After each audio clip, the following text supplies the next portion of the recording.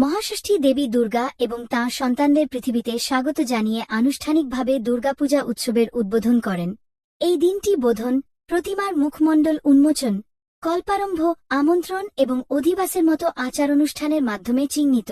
দিনটি আধ্যাত্মিক ভক্তি এবং সম্প্রদায়ের উদযাপনের মিশ্রণ, যেখানে লোকেরা প্যান্ডেল হপিং এ অংশগ্রহণ করে সুসজ্জিত অস্থায়ী মন্দিরগুলি দেখার জন্য এবং ঐতিহ্যবাহী খাবার উপভোগ করার জন্য।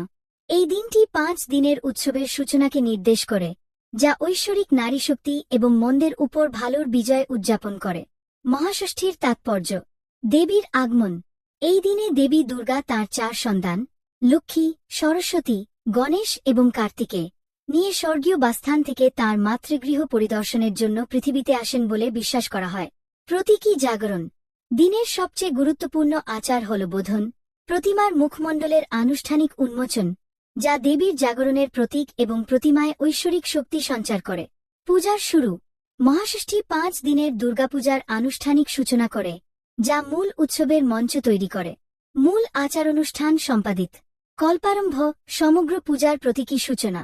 বোধন, প্রতিমার মুখমণ্ডল উন্মোচন, একটি পবিত্র কাজ যা প্রতিমার মধ্যে ঐশ্বরিক শক্তিকে জাগ্রত করে। আমন্ত্রণ, দেবীকে মণ্ডপে নেমে আসার এবং বসবাসের জন্য একটি আনুষ্ঠানিক আমন্ত্রণ। অধিবাস, অস্থায়ী মন্দিরে তার অবস্থানকে পবিত্র করার আচার।